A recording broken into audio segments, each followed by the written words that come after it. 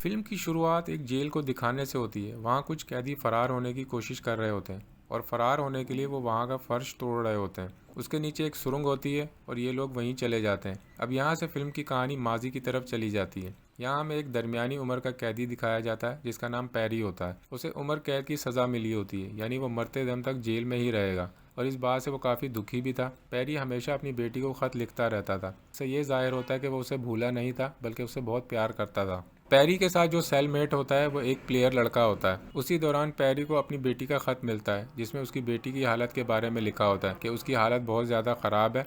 पैरी बहुत ज़्यादा परेशान हो जाता है और वो सोचने लगता है कि अब उसे किसी भी कीमत पर अपनी बेटी के पास जाना ही होगा और जेल वाले उसे बाहर जाने की इजाज़त तो देंगे नहीं।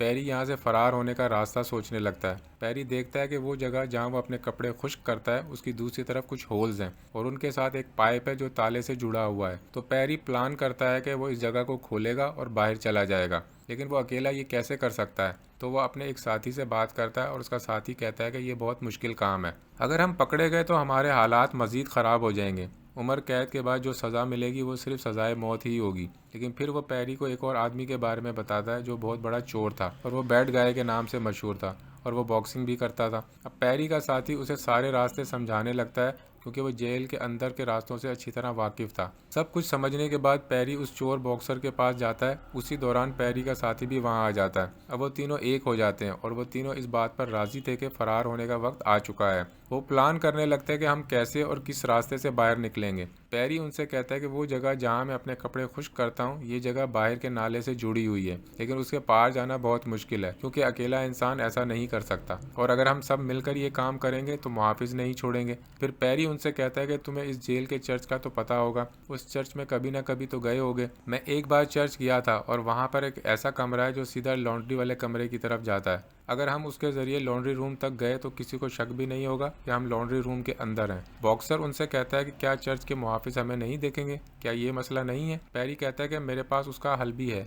जैसा कि मैंने आपको बताया कि मैं सब कुछ जानता हूँ, मैं सिर्फ किसी का साथ चाहता हूँ। बॉक्सर कहता है कि हम इस तरह गार्ड्स के सामने चर्च तो जा नहीं सकते क्योंकि वो हम पर अंदर भी नज़र रखेंगे, इसलिए हमें उसकी चाबी की ज़रूरत होगी और उसे हासिल करना हमारे लिए नामुमकिन है। पैरी कहता है मेरे पास उस चाबी का प्रिंट मौजूद है, हम इस तरह की चाबी बना सकते हैं। तो वो सब पैरी की तारीफ करने लगते हैं, लेकिन अभी भी एक मसला होता है। ड्रायर के पीछे की जगह स्टील की थी और उसे तोड़ना या काटना बहुत मुश्किल था। लेकिन बॉक्सर कहता है कि ये काम तुम लोग मुझ पर छोड़ दो, मैं लोहे की एक रॉड बना सकता हूँ, मेरे पास कुछ लोहा पड़ा हुआ है, लेकिन उसको सही ढालने के लिए मुझे एक हीरे की ज़रूरत पड़ेगी और वही हमारी मदद करेगा। बाकी दो कहते हैं कि तुम्हारे पास हीरा कहाँ से आएगा। बॉक्सर उन्हें बताता है कि यहाँ एक बहुत बड़ा फाइटर भी मौजूद है जिसके दांतों में हीरा लगा हुआ है। जब भी वो किसी से फाइट करता है तो दूसरे कैदी उस पर शर्त लगाते हैं। वो शर्त लगाते हैं कि कौन जीतेगा। अच्छा ठीक है, अब हमें पैसों की ज़रूरत तो है नहीं, अब हमें हीरे की ज़रूरत है। इसके लिए ज़ाहिर है मुझे उस फाइटर से लड़ना पड़ेगा और मैं भी किसी से नहीं डरता, लेकिन फ़ाइट करने में हर्ज ही क्या है, इस तरह हम हीरा हासिल कर सकते हैं।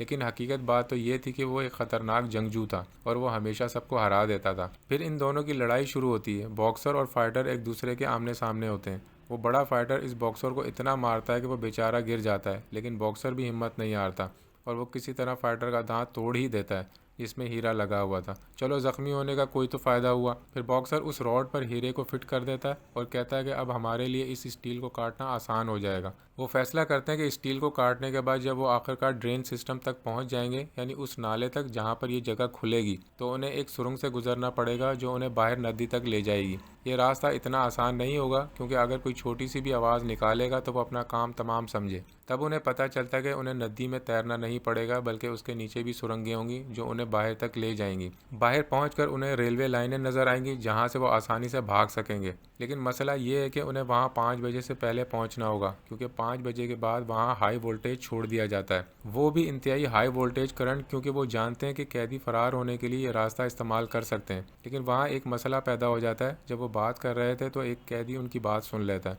और वो पैरी को ब्लैकमेल करने लगता है और कहता है कि मुझे तुमसे ड्रग्स चाहिए वरना मैं तुम्हारा प्लान सबको बता दूंगा और फिर तुम सब यहाँ से भाग नहीं सकोगे। पैरी को उस कैदी की बात माननी पड़ती है। उस जेल में एक बहुत बड़ा गैंगस्टर भी होता है और जिससे ही हर कोई डरता था। वो आदमी जिसने उनकी बातें सुन ली थी और ड्रग्स का मुतालबा कर रहा था, वो असल में उस गैंगस्टर का भाई था। फिर पैरी एक ऐसे कैदी के पास जाता है जो एक केमिस्ट था उसने अपनी ज़िंदगी में बहुत सी चीज़ें बनाई थी और जेल में भी ड्रग्स बनाता था। पैरी चुपके से उससे कहता है कि मेरी बात सुनो, क्या तुम मेरे लिए आधा किलो ड्रग्स बना सकते हो? मुझे एक पागल को देनी है। केमिस्ट कहता है कि मैं तुम्हारे लिए क्यों बनाऊंगा? पैरी कहता है कि क्योंकि बदले में मैं तुम्हें अपने साथ जेल से बाहर ले जाऊंगा। असल में हम कुछ प्लान कर रहे हैं और इसका तुमको भी फायदा मिलेगा। और केमिस्ट खुशी खुशी पैरी की बात मान जाता है। गैंगस्टर का भाई पैरी के पास ड्रग्स लेने आता है और पैरी उसे ड्रग्स दे देता है और कहता है कि ये लो, तुम्हारा काम हो गया है, इसलिए अपना मुंह बंद रखना। लेकिन यही आदमी जो नशे का आदी होता है, वो अक्सर नशे की हालत में पैरी के सेलमेट को परेशान करता था और उस पर तशद्दुद करता था। अब यहाँ पैरी के सेलमेट को उससे बदला लेने का मौका मिल जाता है।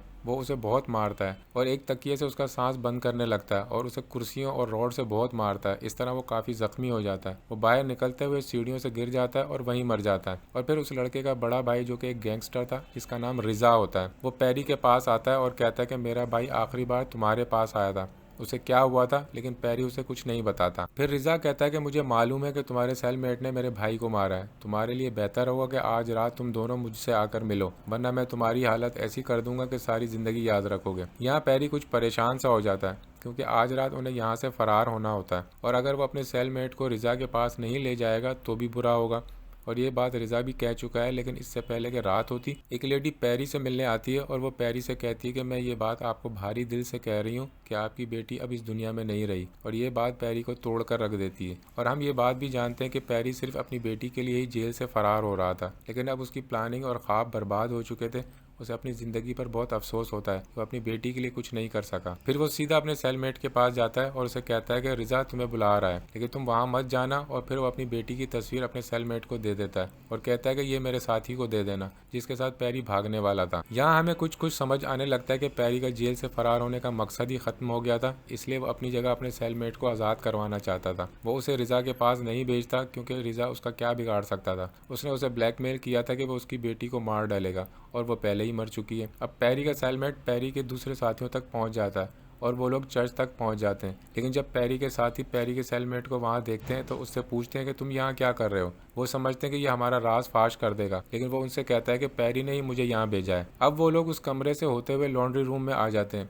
उसी दौरान पैरी भी वहाँ आ जाता है क्योंकि अब उसका जेल में दिल नहीं लग रहा होता, क्योंकि उसके साथी यहाँ से जा रहे थे तो पैरी भी यहाँ नहीं रहना चाहता था। अब वो चारों साथ थे। अब उनका अगला मरहला वेंडर को काटना था जहाँ होल्स बनाए गए थे। उसे काटने के बाद वो सुरंग में पहुंच जाते हैं, लेकिन सुरंग से निकलने के बाद वो देखते हैं कि सामने पानी ही पानी है, बहुत गहरा पानी, लेकिन फिर भी वो इसमें कूद जाते हैं। अब ये सब के सब पानी में होते हैं। उसी दौरान उन्हें वहाँ एक दरवाज़ा नजर आता है और उसे खोलने के बाद वो ज़ेरे ज़मीन सुरंगों में पहुँच जाते हैं। उनका आधा काम तो यहाँ तक हो गया था, लेकिन जब वो आगे बढ़ते हैं तो देखते हैं कि सामने दीवार है और रास्ता बंद है और इसकी वजह से वो आगे नहीं बढ़ सकते। अब वो ना आगे जा सकते थे और ना ही अब पीछे जा सकते थे। वो काफ़ी नाउम्मीद हो जाते हैं और सोच रहे थे कि अब क्या किया जाए। फिर पैरी का सेलमेट कहता है कि हमारी मेहनत ज़ाया हो गई। उसकी बात सुनकर एक आदमी गुस्से में आ जाता है और पूछता है कि तुम्हारी कौन सी मेहनत ज़ाया हुई है, तुम तो आखिरी सेकंड में आए हो। वो उसे एक पंच मारता है, लेकिन वो उसके बजाय दीवार पर लग जाता है और दीवार में एक स्पेस बन जाता है। तो उन्हें पता चलता है कि यह दीवार मिट्टी की बनी हुई है, उसे तोड़ा जा सकता है। वो अपने लोहे और हीरे के रॉड से दीवार को खोदना शुरू कर देते हैं। जल्दी वो इसमें एक बड़ा होल कर लेते हैं। अब ये सारे लोग आगे बढ़ने लगते हैं, लेकिन उनमें से एक आदमी पर बहुत ज्यादा मिट्टी गिर जाती है, जिसकी वजह से उसे सांस लेने में मुश्किल होती है। ये पैरी का वही साथी होता है जिसके साथ सबसे पहले पैरी ने अपना प्लान डिस्कस किया था। केमिस्ट उसे अपने कांधों पर उठाकर आगे बढ़ने लगता है, लेकिन जल्दी वो मर जाता है और उसे वहाँ छोड़कर आगे बढ़ जाते हैं। अब उनके पास वहाँ पहुँचने के लिए सिर्फ 1 घंटा बाकी होता है, क्योंकि 5 बजे के बाद वहाँ हाई वोल्टेज करंट छोड़ दिया जाएगा। चलते चलते उन्हें एहसास होता है कि कोई उनका पीछा कर रहा है। वो सब पानी में छलांग लगा देते हैं। तैरते हुए वो उसके दूसरे किनारे तक पहुंच जाते हैं। वहाँ से वो रेलवे ट्रैक पर चलने लगते हैं। ट्रैक पर चलते हुए केमिस्ट का पाँव रेलवे ट्रैक में फंस जाता है और बॉक्सर उसकी मदद करने लगता है। लेकिन ये सही वक्त नहीं था, क्योंकि अब बहुत देर हो चुकी थी और पीछे से ट्रेन आ रही थी और उनके पास भागने तक का वक्त भी नहीं था। ट्रेन इन दोनों को कुचलते हुए गुजर जाती है। अब सिर्फ पैरी और उसका सेलमेट ही रह गए थे। वो उसकी बेटी की उम्र का ही होता है। वो भागते भागते बाहर स्टेशन पर आ जाते हैं। वो दोनों बहुत खुश होते हैं। पैरी और उसका सेलमेट एक दूसरे से अच्छी तरह मिलते हैं और फिर अपने अपने रास्ते पर चले जाते हैं। पैरी एक्सीलेटर के जरिए ऊपर आ रहा होता है, तभी उसे ऐसा महसूस होता है जैसे किसी ने उसे पीछे से चाकू का वार किया हो। जब वो पीछे देखता है तो हमें ऐसा मंजर नजर आता है जैसे वो रिजा के सेल में ही है। दर हकीकत रिजा ने ही उस पर वार किया था। जो कहानी और मनाजिर हम देखते आ रहे हैं वो बिल्कुल भी हकीकी नहीं थे। ये पैरी के तस्वुरात थे जो वो खुद सोचा करता था। जाहिर है कि उस जेल से बाहर आना उसका ख्वाब होगा, लेकिन अब तो रिजा उस पर चाकू से वार कर चुका था। अभी तक फरार होने के दौरान जिन कैदियों की डेथ देखी वो सब झूठ था। वो यहाँ से फरार हो भी गए होंगे और क्या पता वो चारों स्टेशन पर भी पहुंच चुके हों। पैरी तो यहाँ ही था और उसने उनको ज्वाइन किया ही नहीं था, क्योंकि फिल्म के आखिरी सीन में उन चारों को जिंदा दिखाया जाता है जब वो सुरंग में पहुंच चुके थे। फिर दिखाया जाता है कि पैरी मर गया है, लेकिन मरने से पहले वो एक ख्वाब देखता है। या शायद ये उसका तसव्वुर होगा कि वो अपनी बेटी को एक जगह खड़ा देखता है और उसे गले लगा लेता है और उससे कहता है कि मैंने तुम्हें बहुत याद किया। इसके साथ ये फिल्म यहीं खत्म हो जाती है।